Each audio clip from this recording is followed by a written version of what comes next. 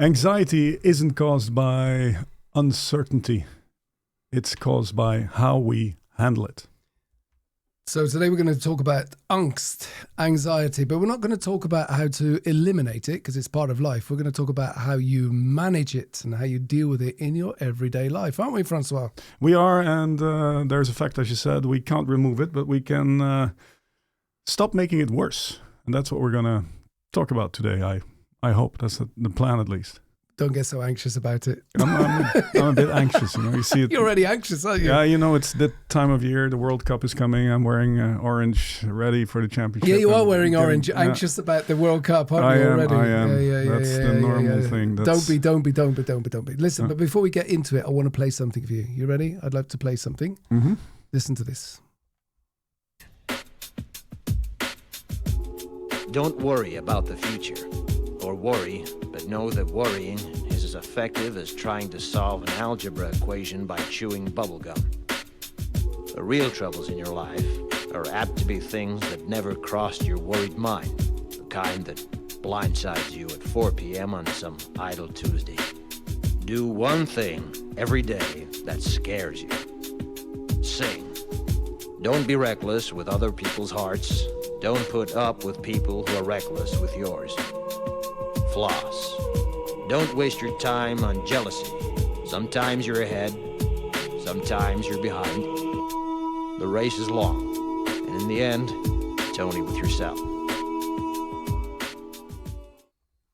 That was pretty cool. What do you think of that? It's spot on. Baz Luhrmann. Baz Luhrmann. Year? What year was it? 99, 2000? I don't remember numbers. I'm a linguist. A while back. Yeah. Can we say a generation ago? Yeah, we can say whatever we want. This is our show. But the words are wise, and it's a great Brit. Don't worry about the future. Do you think that's just a kind of a how complacent attitude to have to life? Just chill, lean back, and everything will sort itself out? It can be complacent, but if you actually live it, it's not. If you do what he says, it works. Because with this right mindset, you can influence how you cope with anxiety and the unpredictable and the uncertain aspects of life. It's all about the mind. Are you going to be lean back and chilled when you watch the Netherlands playing the World Cup matches? Can I answer that for you? No. Why the heck did you ask me if you want me to answer? No, but that's something I can't control myself.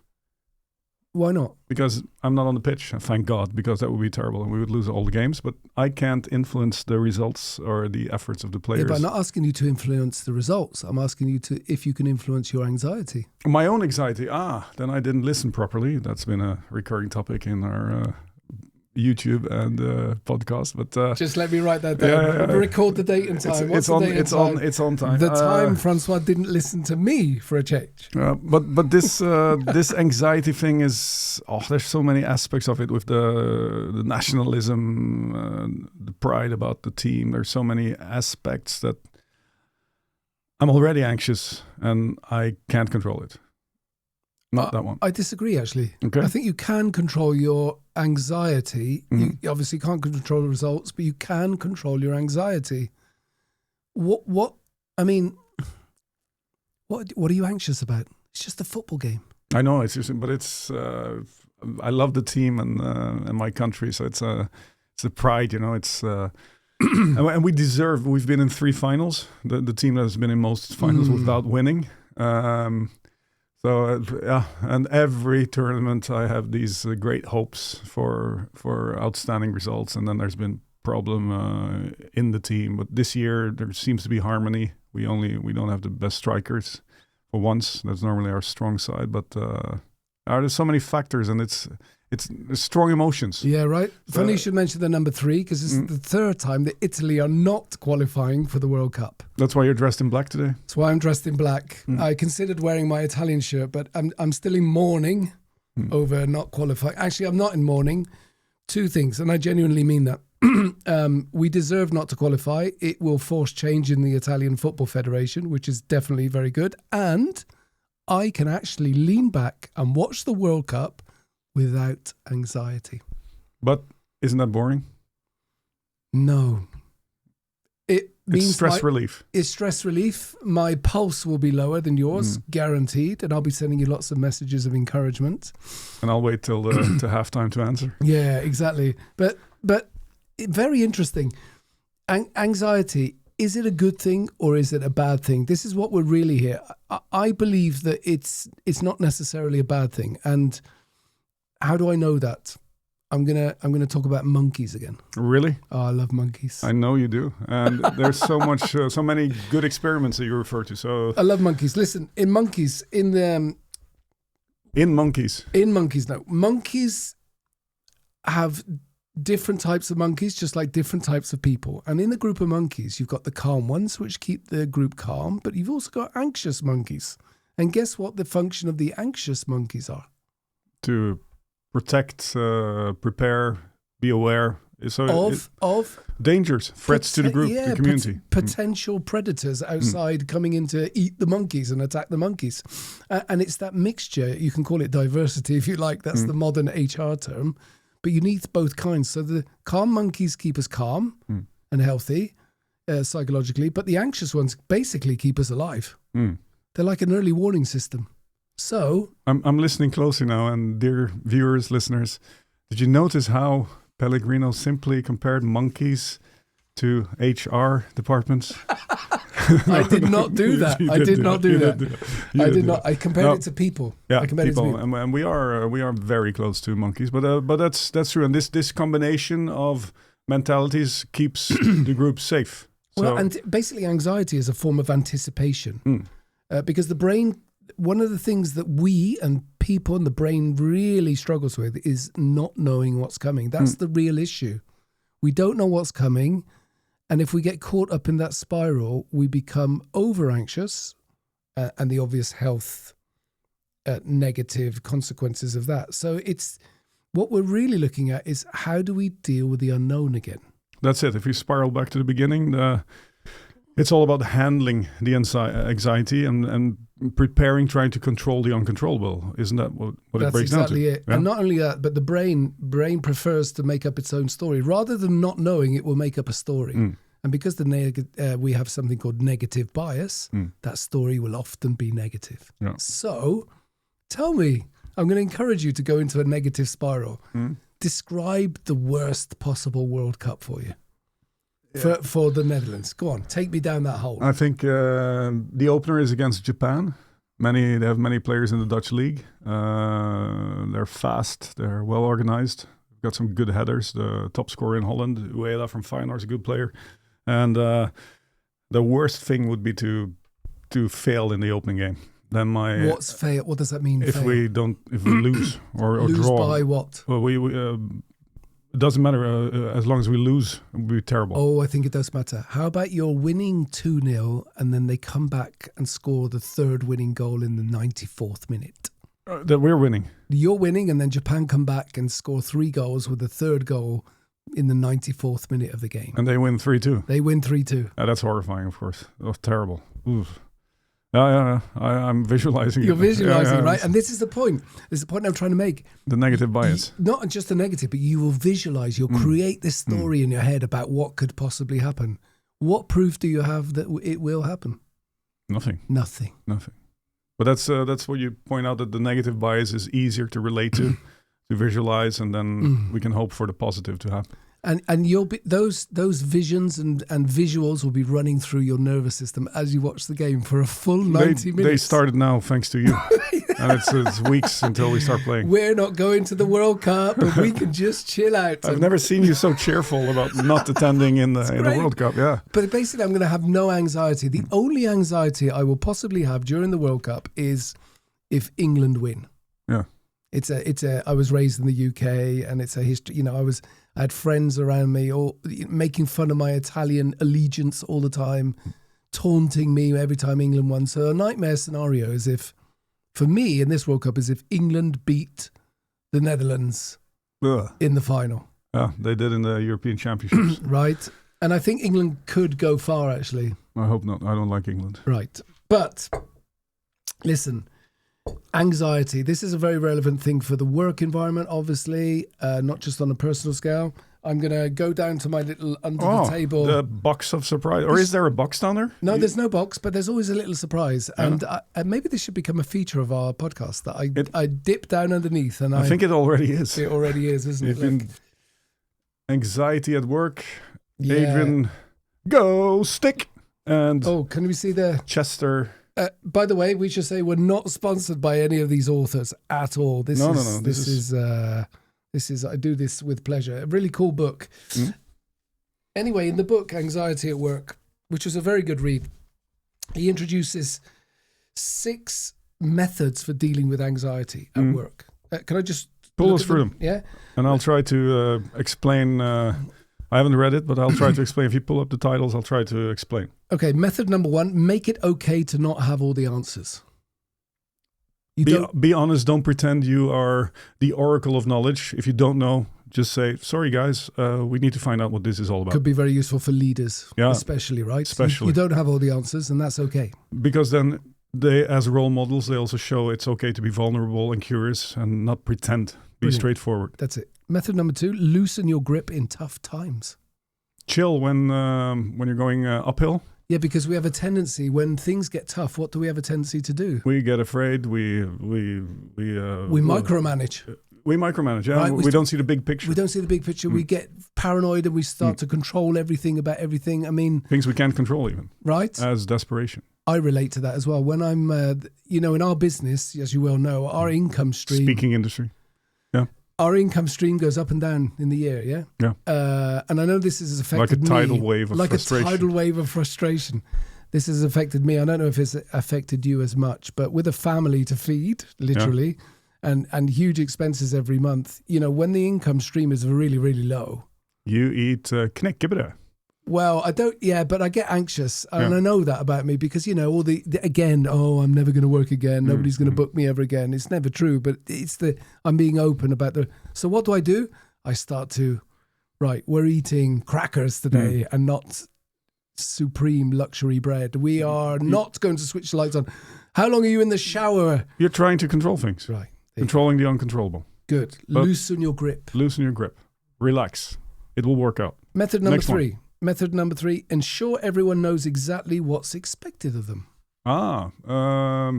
Clear targets, clear goals, define the responsibility areas, make people accountable for what they're doing and where they're going. How does that calm people down then? Because things become predictable, the pressure is relieved because it's defined what you are supposed to do and you know what you have to deliver upon. So clarity is good. It's very good. It's a calming effect, isn't it? Knowing what's expected of you. Not only at work, but also at home. At home. Chores. Yeah. Do this, rewards. do that, do this, do that. It has a calming effect. Yeah, definitely. Cool. Keep people focused on what can be controlled. That's important because that's... the main reason because we get anxious because it's fear of things we can't control. So, for example, what could you control? Go back to the household, economy, finance situation. Get people to focus on things that can be controlled. Yeah, in hard times, go for the sports car instead of the helicopter. It's those adjustments. When gas prices are high, take the best means of communication. It's those small things, those small adjustments that are good. Yeah. Don't drive the Maserati today. Maybe take the BMW. Yeah, you can. I call it the M to B method. Those small adjustments. Fantastic. Have a bias to action. What does that mean?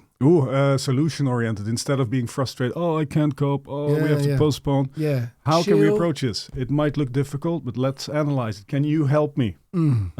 Let's take action to get in the right direction instead of diving into problems and making it And it's the small impossible. things. It's the small things that count. It's not. They don't have to be big. When we were setting up for the studio here, today, it's micromanagement. We were setting up for the studio today. I dropped one of the lamps and the leg on the lamp broke. And I just said, okay, the leg on the lamp broke. What can I do? Let's fix it. Instead of going... When he says we're setting up the studio, he's setting up... If I set up anything, it will break down and he will have to fix it. So you're the technical guy. Yeah, man. All respect. Respect. Number 6. After you bragged about Pellegrino, go to number 6. Okay, number 6. It's number 6. You're very playful today. Good. Method number 6, offer constructive feedback. That's good. How does that help? Be real when you talk. Don't just say, job well done. Yeah. Be specific. So it's about being real there. Yeah, the way you solved the situation with the lamp when it broke, brilliant, because it saved us time. We could go to recording. Yeah. Well done, Pellegrino. Your action plan, your fixing attitude makes this fantastic podcast come true. So that's a clarity thing again. I keep hearing this thing about control and clarity seems to calm us down, right? It does, and with kids, if you give specific, what was it, constructive feedback? They need clarity. They need to understand things. So don't just. Okay, sorry. No, I wasn't interrupting. You got it. I get it. That's cool. I'm listening. When you get it, I don't need to over-explain. Good. That's constructive feedback. That's the Dutch directness coming in there. Direct. Don't waste a single don't waste word. A fucking second. It's important. God. No, right. Good. Anxiety at Work was the book. 6 specific tools. That's good. That's twice as many as what can you do things that we deliver. We only have 3. Maybe. Cool. This is competition. You mentioned a very important word there. What can we do? It's time. It's time. This is the part of the program where we give you simple tools for use in everyday life, and it's of course called What Can You Do? What can you do? Start with the first one, mate. It's all about acceptance. We start with the letter A for acceptance, and that's realizing, okay, this is the situation. What can I do about it? I can do this about it. I accept the challenge. I realize it's fixable if I have the right approach. I accept that this is doable. Get to acceptance as fast as you can. Exactly. Be rapid about it. I use that phrase in my talks, actually. And every time I put that slide up, get to acceptance as fast as you can, I can see people respond to that. Well, in which way? Well, they look at it and they go, oh, that's obvious. And what's behind it is the fact that anxiety is often to do with we feel a loss of control. I can't control, you said it, I can't control what they're doing on the field. But that's not what you should be looking at. No.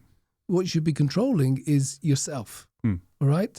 And the sooner you accept a situation as it is, I cannot control what they're doing on the pitch, the sooner you can get to action. There you go. It's as simple as that. Okay. Number 2, we talked about it actually. Control the controllables. Let the rest go. Yeah. And that's hard for many people. Well, it sounds really easy, but it's really hard. You said it, actually. The acceptance part is hard too. Yeah. But it's what it takes to get back in the hot seat of control. Example. When you watch the games, look at how many football players, when they get a booking from the referee, argue with the referee. Yeah, so stupid. Trying to change the referee's mind. Have you ever seen a referee change his mind without VAR coming in, VAR? No, right? Not that I remember. But they keep going. In fact, they're not allowed to. Once they're given a yellow card, they can't retract the yellow card. They can retract red cards. They can't retract. I didn't know that. No. Once you give a yellow card, you cannot retract it. VAR is not allowed to step in. It can only step in for red cards. I didn't know that. Yeah. So even the law says he can't change his mind. Stop giving me cards. You can't retract them.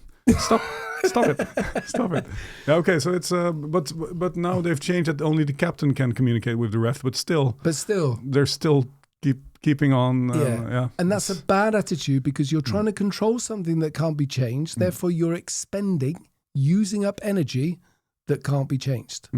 Your battery levels are going down. Yeah, and that's not good for anxious times and for irrelevant actions. You lose focus when you do that. Number 3. That's our action point, or our point called action and growth, and that's where our verbal monkeys come in. The thing we embrace, it's curiosity. Yeah. Take another look at the problem. Ask somebody. Be curious. Look for solutions. Yeah. And grow in your action plan.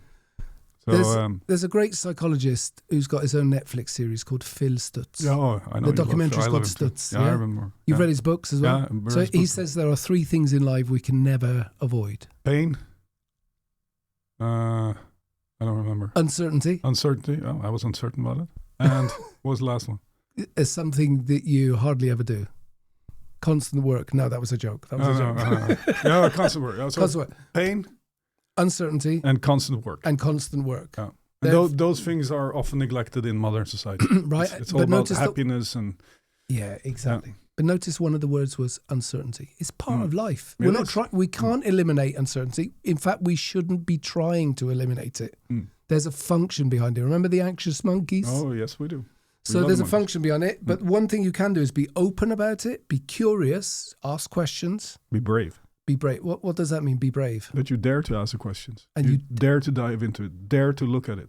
Dare to stretch out hand to somebody in need. Excellent. And dare to sit there watching the Dutch games and just lean back and say, hey, We're looking forward to the finals. I'm looking forward to the finals, Yeah. accepting that there's nothing I can do, enjoy the game, control what I can control. You can control if you have tea while you watch the game, whether you have wine, whether you freak out, whether you... I'm going to freak out. You are I'm gonna freak out, It's no. part of it. It's part of the joy. It's joy. You're going to be an anxious monkey, aren't you? I am an anxious monkey when it comes During to the tournaments games. in Holland. Okay, brilliant. Listen, An orange monkey.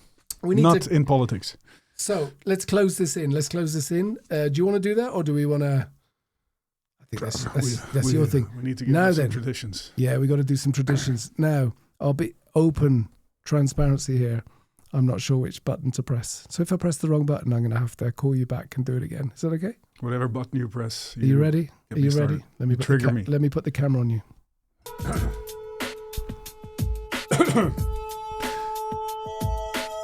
Fraz Lerman here to summarize the episode about anxiety, because we've learned that anxiety is actually a good tool when you can control anxiety itself, because it's all about a feeling of controlling the uncontrollable. So anxiety sharpens us like monkeys that want to keep their tribe safe. What's it? New music.